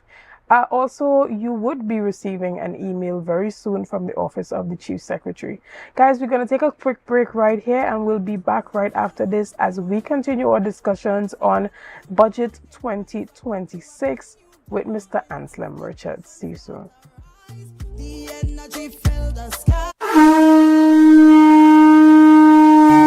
Hello, New York! Are you ready to celebrate the essence of Crusoe Land and the culture of Tobago? Well, get ready for Tobago Day in New York City, hosted by the Tobago Empowerment and Alliance Mission, Sunday, August 17, 2025, Nazareth High School Courtyard, 475 East 57th Street, Brooklyn, New York, 12 noon to 8 p.m. We bring the Tobago vibes to the Big Apple. Live music, Tobago food, cultural performances, and family fun. So bring Tanty, Granny, the uncle, invite the whole neighborhood. Just bring everybody and bring your significant other too. Come celebrate Tobago Day in New York City, Sunday, August 17th, Nazareth High School Courtyard. But I forget to tell all you, it's we 10th anniversary celebration. For more information, call 929-327-7857 or check Team's Facebook and Instagram pages, Team Tobago Day.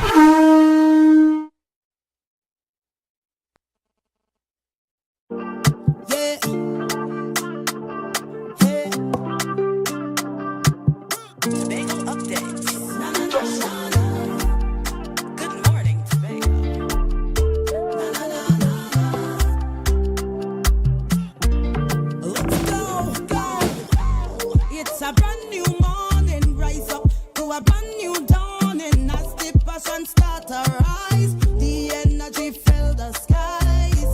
I say thanks for favor to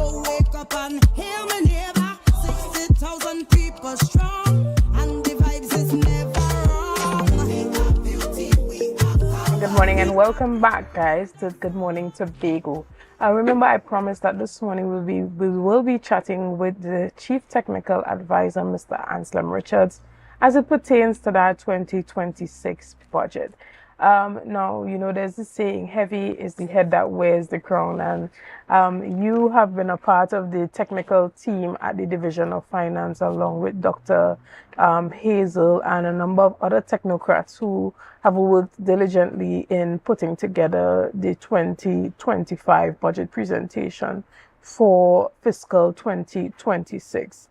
Tell us about some of the work and the research that has gone into presenting what Tobago has seen on Monday from the Secretary for Finance.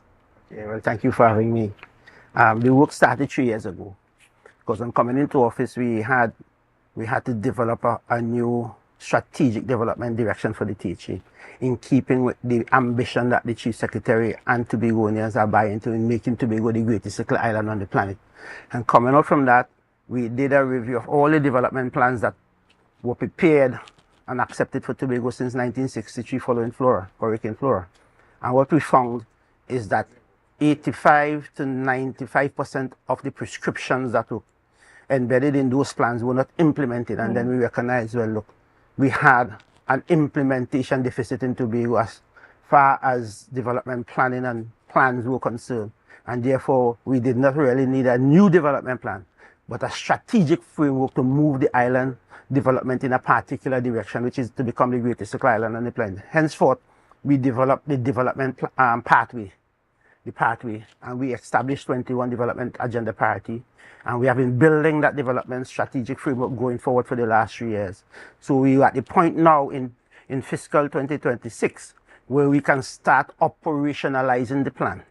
And therefore, that's why the budget is anchored, the prescription and the policies and the socio-economic projects and the outcomes are tied to the development priority agenda that are nested in the development pathway. So that's really the framework. So we have been doing the research, and incrementally we have been talking to some of the things that we have been doing since the first budget presentation and where we wanted to go with autonomy, resilience and sustainability, unlocking Tobago development as the last theme. So if you follow the conversation over the last 3 years, you will be picking up the work that have been taking place, and therefore we're at the point now where we can really come, as we did in the budget presentation, and present a very clear plan, a very, very clear plan, telling the international community and our clients and right holders, Tobagonians, clearly what we propose to do in fiscal 2026 and what areas we are focusing in and why we are focusing in it and what our strategic outcomes are targeted to. For instance, we want to grow the GDP contribution of the tourism sector from 14% to 30% by 2030, sorry. So we are clear in the direction in which we want to go and how we want to get the work done. Excellent. And we have had or heard positive responses from the business community in Tobago here as it pertains to them, accepting what was presented on Monday and saying that, it is a positive outlook for the future of Tobago. As it pertains to current affairs, we heard from the Chief Secretary indicating that he has not heard from Sanders since this new administration has come into power, since we can say post-election. We haven't heard from them. And that was anticipated to be one of those, a high-ticket item or big-ticket items that would help to push the Tobago tourism sector forward along with the new airport. A huge part of your budget this year, presented by the Secretary, focused on tourism and boosting tourism. Now there is already the Marriott project that's happening in Back Bay. But what other alternatives are there in place if the Sanders deal does not come to fruition? Well, the Sanders deal is something that we are eyeing as an option to increase the high-level accommodation that is desperately needed in this space. If you go back to the budget, you will see that the administration have openly stated that it is going to promote and support the development of high-end accommodation on the island. So that's the policy of the administration. So any entity or individual who has the resources and is desirous of investing in those kinds of projects in Tobago, the current administration of the Tobago Assembly have said to the world, we are open for business, you are welcome. So that's a policy prescription, that's a policy position of the administration. So we are open for any business that bring that kind of direct foreign investment into the space. It is stated in the budget that we are going to promote and support these high-end accommodation projects. The THA is a bit restricted, and we spoke to it in the whole fiscal anchoring section of the budget. We are really restricted in our ability to offer incentive to foreign investors. That has to come through the national government, because we have no legislative or constitutional authority over giving people tax holidays, exemption from duties to bring in those kinds of equipment and other items that will go with developing a tourism facility like that. So that has to come from the central government. So it will be a real partnership, a deliberate, concerted effort partnership with the THA and the central government to ensure that these developments take place in Tobago. But the THA has signaled through the Secretary of Finance in the budget statement that Tobago is open for business where high-end accommodation projects are concerned. They are prepared and ready to support these projects to the extent that they can, given their legal remits. Right. And even as we look at the statements made by the Secretary for Finance, she made a bold statement in saying that Tobago will not accept anything less. What does not accepting anything less look like for Tobago? Well, what that means is that the THA has taken a resolved position that this is the minimum that we are entitled to, and we are going to advocate as strongly and as relentlessly as possible to ensure that what Tobagonians are entitled to are afforded to Tobagonians to advance their socio-economic reality. It's the reality of the situation, right? So in a situation where Tobago gets an increase, which is anticipated, persons are anticipating that this new administration at the central government level will increase the allocation, but may not give Tobago exactly what it's asking for. Well, there are two things, right? There is the mandatory share that is consistent with the DRC resolution, right, which sets up the minimum and maximum share based on the 2000 DRC ruling. And as I've been advocated over time, the minimum share of the DRC at the time in 2000 was the per capita, the population share, the Tobago population share of the national population, which at the time was 4.03. The data have shown, the population data have shown that the Tobago population is now 5.1% of the national population, and therefore in keeping with the DRC framework, our minimum share of the budget should be 5.1%, right? And that's the baseline share. Now let me make this point. If you recall, in 2021, when we had the 6-6 tie, the central government through the parliament legislated an increase in the size of the government of Tobago from 12 seats to 15 seats, which is a 25% increase, based on the report of the Election and Boundary Commission, which said that the Tobago population has increased and there is enough people or residents on the island that warrants an increase in the size of the government, and they have increased the size of the government by 25%. So if you take 25% of 4.03, it moves you to 5.1. So the maths is working out at all levels. So therefore, the baseline share for Tobago in the current construct of the DRC ruling is 5.1%. Right, but we are saying that there are other conditions in Tobago in terms of our historical underfunding, the need to accelerate the development of the island infrastructure to accelerate growth and all that. We need a further 0.8% allocation. So that is what took us to 5.9%. to drive our development agenda for fiscal 2026. Right. And you hear from economists like Dr. Vanna James, with whom I had a discussion with yesterday, indicating that if you are to use that very same metric to justify the per capita share that Tobago should be given of the national budget, then this is something that has to go back to the Dispute Resolution Committee, has to go back to Parliament to change what the upper and lower limit is? No, Dr. James was one of the persons who sat on the Dispute Resolution Commission as a representative for Tobago under the Richard Richards administration. What Dr. James is, the ruling says that the DRC formula should be reviewed annually based on the changing reality of the country. That has not been done since 2020.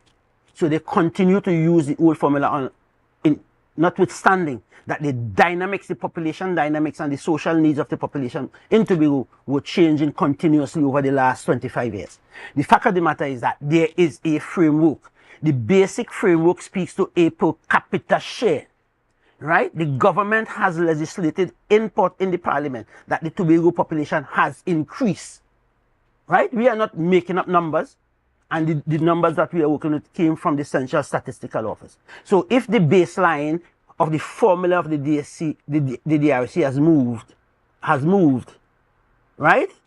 There is no criminality or no breach of any law. And more than that, the 5.1% falls within the range of 4.03. So Dr. Varnes James needs to revisit his understanding of the DRC ruling. The 5.1% is still within the range of 4.03 and 6.9. So there is no need to go back to no DRC and no this. It falls within the existing formula. But all we are saying that we push the minimum share up to 5.1%, which is even coming to the mean of the range 4.03 to 6.9. So there's no need to go back to any DRC and no parliament. I don't know where he's getting that from. Probably, let me leave that alone. Understood. But when you look at, the international agencies, you hear from the UNDP that a development plan for a country expires every 10 years.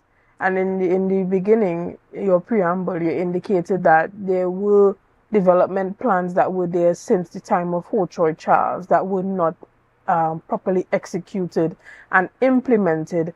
And so instead of creating a development plan, economic development plan for Tobago that, is in alignment with the current realities and the future, you have created a development pathway. Do you see that it is still necessary to present a economic development plan for Tobago in its current state? There is no need for a development plan. We are using the development pathway. That is what they have used for human development capital across the globe. And the countries are now talking about pathway to this, pathway to that. Even the last administration in their budget forging pathways to sustainability. So this is a strategic framework in how you move from one place to the next in terms of what your priorities are. So that is what we are using. So there is no need for a development plan. So what we have projected is a 20-year development trajectory.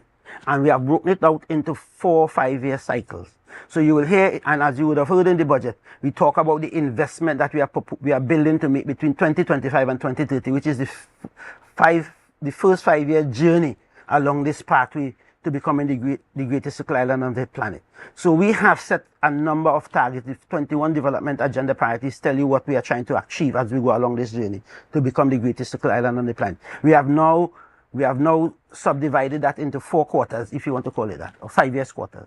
So we are in the first 5-year phase. What that does, and this is a very fluid and organic process, so it gives you time to take on board the changing dynamics of the socioeconomic realities of the island and the financing and economic condition globally. So you can make those adjustments. It is not a hard, traditional development plan. It's a more organic and fluid process. But isn't this the issue that arose last year when THA representatives went to Parliament and went before the JSC as it pertains to auditing Tobago's finances and, questioning what was the directive or the development or the framework, the sustainability framework being used to guide the policies created. And at that time, you heard from administrators saying that they were, spending or investing based on the mandate given by the chief secretary. So how is this pathway or this development pathway more sustainable or, more stable than a mandate given by the chief secretary. Right. So what the pathway does, it is a more stable, it's a long-term development, strategic planning pathway, it's a planning pathway. So what it does, it sets the development agenda priorities for the next 20 years. What this does, it tells, for instance, it tells the Secretary for Tourism, there's a mandate in this conversation also. For instance, it tells the Agricultural Secretary that your mandate is to build sustainable indigenous food systems.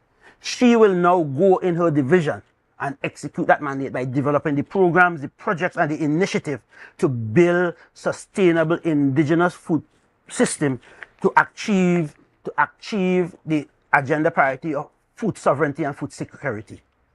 So it speaks to that, and that's the integrative nature of the development planning pathway.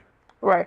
And, you know, even as, you know, you have created this development pathway and using agriculture as one of the key themes to that economic growth and increasing GDP for Tobago for the next, you know, 5 to 10 years.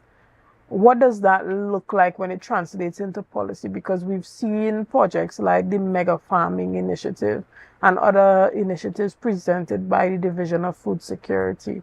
So what does that look like tangibly for the everyday citizen, the farmer?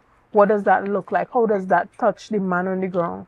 Right. So the Division of Agriculture is the entity within the THA ecosystem that is responsible to executing this development priority agenda and the investment portfolio. So the Mega Farm is one project. They have TARI, which is the Agricultural Research Institute, that is going to bring in what we call smart agricultural technology and doing the training to uplift the skills and capabilities of our farmers. So that's another project within the framework. Then there are the projects that deal with meat production, protein, meat, eggs, and milk. So there are a number of projects within that, which the division now will say, these are the projects, and you will hear it from the secretary in her presentation. These are the projects that we are preparing to implement in fiscal 2026 to achieve the objective that we set in the fiscal budget. Secretary Roberts did not get into projects and programs to that detail. What she did, she gave the macro vision of the administration, where we are going. This is the trajectory we are traveling on. These are the objectives. We want to grow the GDP contribution of the agricultural sector from the under 1% it is to 6% by 2030. What is going to happen? The Division of Agriculture, who are the experts and the professionals in this space, will target different programs and projects to achieve that objective. Understood. And it is not the secretary to prescribe that, but she will set the target, the macro target that we are going after. Then this expert in the division. So what the pathway does, it really sends sector planning back to the specialists in the sector within the THA ecosystem to do the project development and the programming to achieve these big macro targets that are set for Tobago. Understood. But you also have persons within the industries who are already doing the work. A part of the budget, the secretary called on Tobago to become Tobagoans to become development partners. Of course. And to buy into the development. But you have persons doing projects that are in alignment with the strategic agenda of this administration and sometimes feeling stifled as though they are not getting the support. For example, I think it was last week I had a conversation right here on Tobago Updates with a farmer who is already doing a mega farming project, who is now looking to partner with the THA for the successful execution of that. How does one have that confidence that this is not just lip service and you know, pretty words for a budget, but this administration truly wants to partner with us for development? Well, this administration have made it clear that the success it achieved in the last 3.5 years was because of the partnership we have with other community stakeholders. The government is in place not for itself, but to provide goods and services for the nationals of the island, the residents of the island. That's the responsibility of the government. And therefore, this is about building partnership. You cannot do development without building productive, harmonious relationship with all the stakeholder agencies within this space. This administration have made this a priority in terms of its development planning, and therefore this is not lip service, right? I am certain that Ms. Panting and her team has been engaging with persons within the mega farming project and scaling farmers to bring them to the next level, to improve our agricultural production in Tobago. So this is not talk, and if you look at the agricultural sector in particular, Secretary Panting has been doing a number of engagement across the island, bringing farmers to the table. We have brought the farmers in because agriculture is one of the targeted sectors that we have targeted for accelerated growth in this fiscal.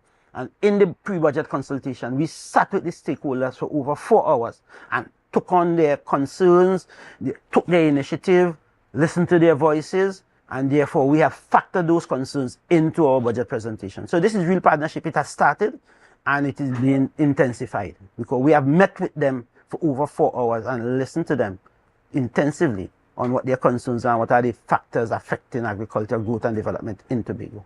Excellent. Well, we're going to take a quick break right here and we'll be back with much more on this conversation right after this. See you soon. It's a brand new morning, rise up to a brand new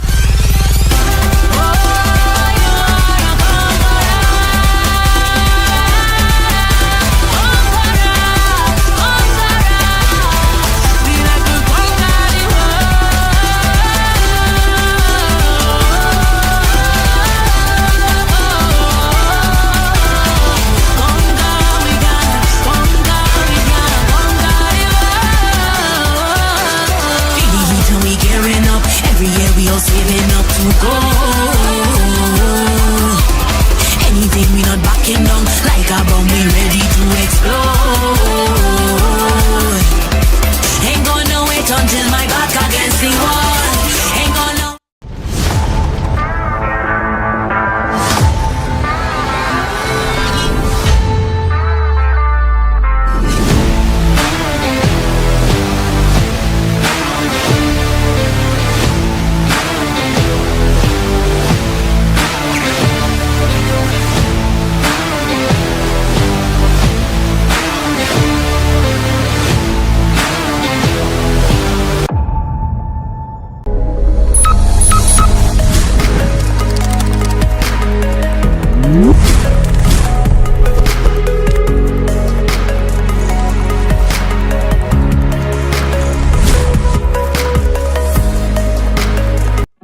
Guys, there are some new developments in housing in Tobago, so it's goat racing time. This is 116, the show that keeps you in the know with all things Tobago House of Assembly. Each week, 116 delivers a fun and engaging overview of the latest developments, achievements, activities, and events of our dynamic assembly. So join me. Let's dive into the Tobago House of Assembly's Week in Review right here on 116.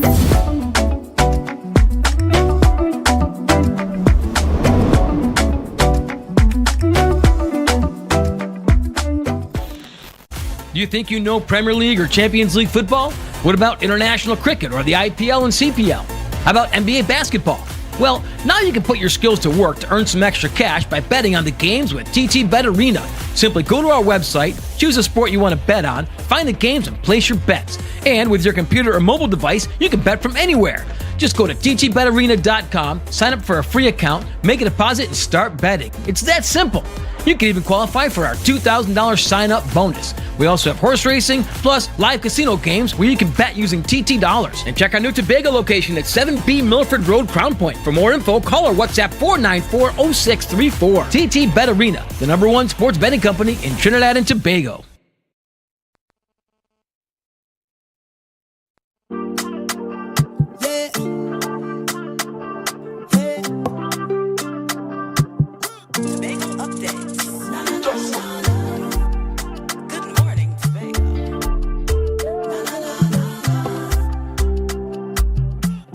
Good morning and welcome back to Good Morning Tobago right here on Tobago Updates. I am your host, Chanel Felix. This morning we have been chatting with the Chief Technical Advisor at the Division of Finance, Mr. Anselm Richards. Good morning and welcome back. Thank you for having me. All right. What do you think, or do you see to be that may be one of the biggest challenges in executing this budget for 2026 fiscal? The biggest challenge for me, and given my institutional history and knowledge of the THA, is really our technical capabilities at the divisional level. We have a serious challenge with our technical capabilities, and that's why specific training was featured so heavily in the budget, because we recognize that at the end of the day you can have the most sexy and relevant policy agenda and ambition. If you don't have the human resource capability and the technical competencies to drive implementation, then your implementation will end up in what we call an implementation deficit. So therefore we have to work on our technical capability, technical capability, marry that with the emerging technologies so we can improve productivity in terms of implementation. So the technical capability of the THA, and that's why training, specific task training and human capital development is central in what we propose to do, because we recognize the HR challenge that we face within the institution. Right. Another one of the themes that kept popping up in this budget was digital development. What does that look like for Tobago at a policy level? The THA is far from being a digital institution. And the world is now a digital platform. So therefore we have some catching up to do to really get ourselves connected in a deeper way, and to use the digital solution to improve access and service delivery to the population. So that is a focal investment point for this administration. How do we move quickly?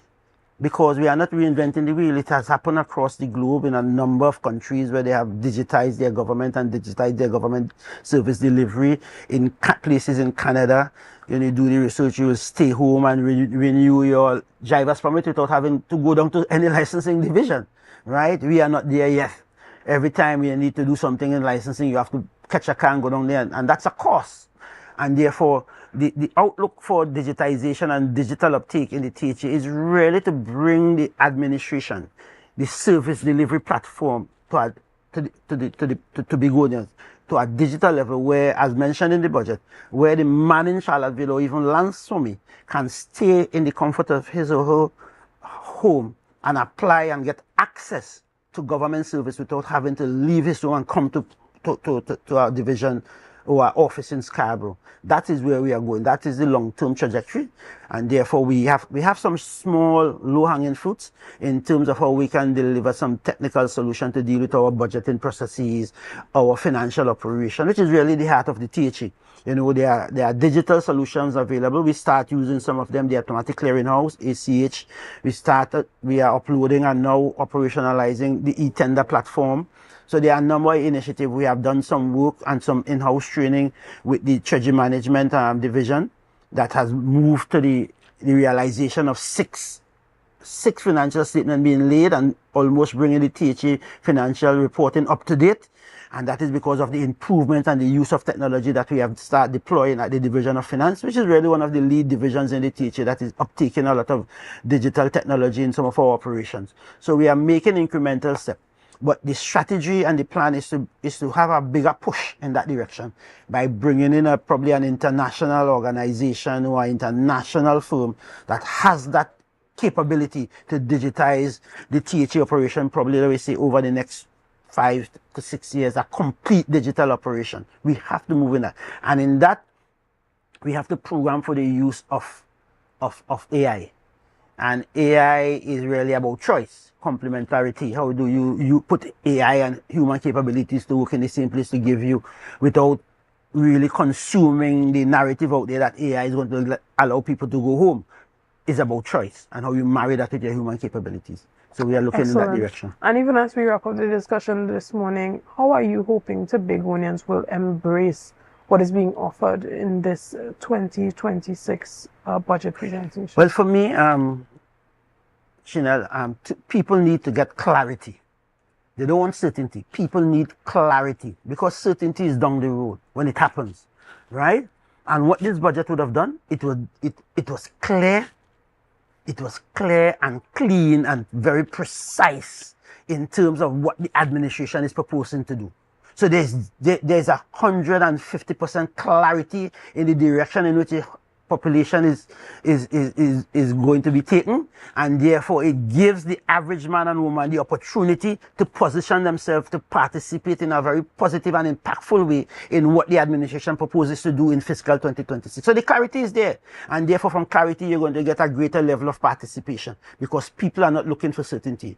Certainty is when it happens, but they need clarity in terms of where we are going and how we are going in that direction and what we're proposing to achieve from it. And I think that there is no second guessing. There is no need for any further argument. This budget has been a very clear budget. It was lucidly clear in terms of what the Secretary proposes that we are going to be doing in fiscal 2026, and therefore I think we are all seeing clear. What the song say now? I can see clearly now. Tobago is seeing clearly now. Right, do you think that giving Tobago what it has requested for the 2026 fiscal would be a strategic move for the central government, a positive political move? Well, definitely. I think, and it might be a confirming reality for Tobago that the central government provides the resources we ask for. Because if the mantra of the central government is that when the UNC wins, everybody wins, I think on this occasion, Tobago should win based on the request that we are making. And therefore, I expect that based on the reality of the country, it depends. Remember, it is a projected budget. We have projected the budget to be 63.5 billion, and we cast our estimates on that. So whatever the actual national budget total is, we are asking for 5.9% of that. So we are not, the 3.7 billion is a figure that is predicated on a national budget and a percentage share of 5.9%. So whatever the budget is, what we are saying, give us our 5.9% and we are going to ensure that we do the kind of delivery that resources will enable us to do. Excellent. We want to thank you so much for your time here this morning, and we want to send commendations to the entire technical team at the Division of Finance who has spent months putting together this budget presentation, and we wish you guys nothing but the best. We want to say thank you again for being here. Guys, we want to thank you for being a part of this morning's discussions. We want to thank you for your likes, your shares, and your comments, and all that you have been doing and continue to do to make Tobago Updates the #1 broadcaster here on the island of Tobago. Again, I am Chanel Felix, and thank you.